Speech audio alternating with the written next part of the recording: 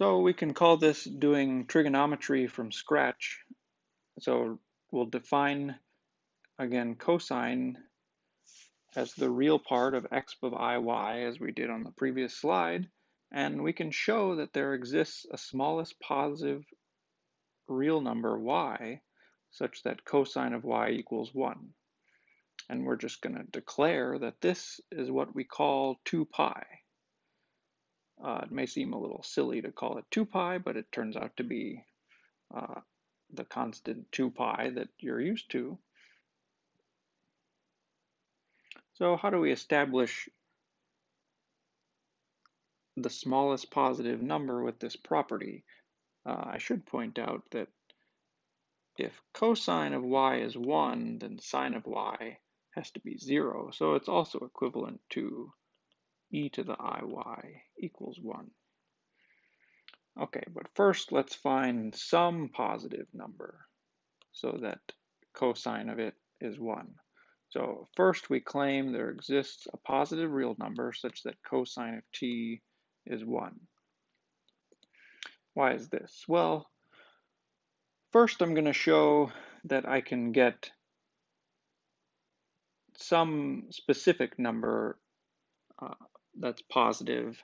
1 over square root of 2 actually turns out to be convenient. So how do I know that I attain this value? Well, suppose that cosine of y is always greater than or equal to 1 over square root of 2. We know cosine of 0 is 1, but what if it stayed above 1 over square root of 2? Well, that would present a problem with sine, because the derivative of sine is cosine, so I can evaluate sine by integrating cosine from 0 to y. And if cosine were always bigger than 1 over root 2, then we would get sine grows like a constant times y, which is impossible, since sine of y is always less than or equal to 1. So what this says, cosine has to be less than 1 over root 2 at some point, and since it's equal to 1 at 0, it has to equal 1 over root 2 at some point by the intermediate value theorem. Okay, from this and the fact that we're on the unit circle tells us that sine of this number has to be plus or minus 1 over root 2. That's just by the fact that if I have 1 over root 2 squared plus sine squared equals 1, you have to have this. Okay, and then where do we get 2 pi from? Well, or where do we get some constant so that cosine of that number is 1? Well, I'll take exp of I y naught to the 8th power.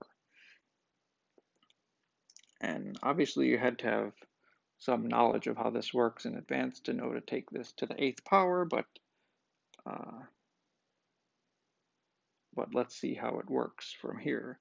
Well, this to the 8th power, you can bring the 8 on the inside by the additive property. And now we're just raising this complex number to the 8th power, and you can go through it and see that you actually get 1. I'm leaving out the steps, but it's just a routine calculation. So the point is we get exp of I 8 y naught equals 1. So this is the t that we're looking for. It's positive, and cosine of t equals 1. Okay, so why is there a smallest number such that, smallest positive number such that cosine of that equals 1? Well, let's consider a to be the infimum of all positive y's such that exp of iy equals 1. Now, this a has to be positive because near 0, cosine is actually less than 1. You can show that basically because the derivative of cosine is minus sine, so cosine will be decreasing for small values of y. So it has to go less than 1 for y small. Now, if I have a sequence of yns with the property in question that x I yn equals 1, and we have these tend to the infimum, well, if they're decreasing down to it, then their differences have to go to 0. But then their differences, I'll get yn minus yn plus 1s are greater than or equal to 0, and the exponential of I times those will be 1 because the yns have the same property. And by the definition of this infimum up here, since these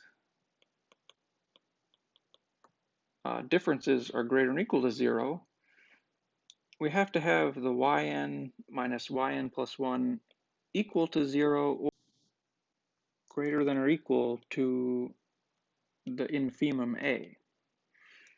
But since the sequence is tending to a, their differences can only be greater than or equal to a finitely many times, so the yn have to be eventually constant and equal to the number a.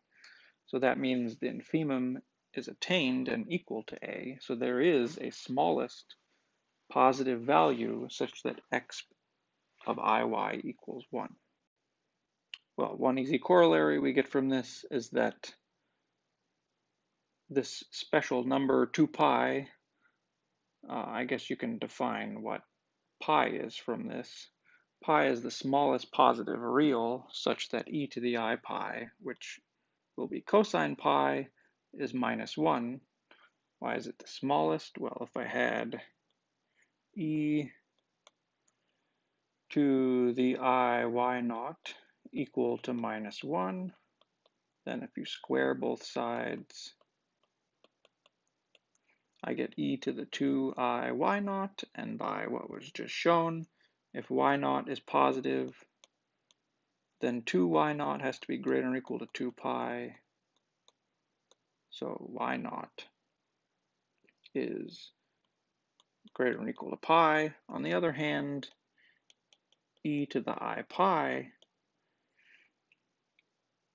well, it has to have the property that its square is 1, so e to the I pi has to be plus or minus 1, but since 2 pi is the smallest number such that e to the I 2 pi is 1, you have to have e to the I pi equal to minus 1.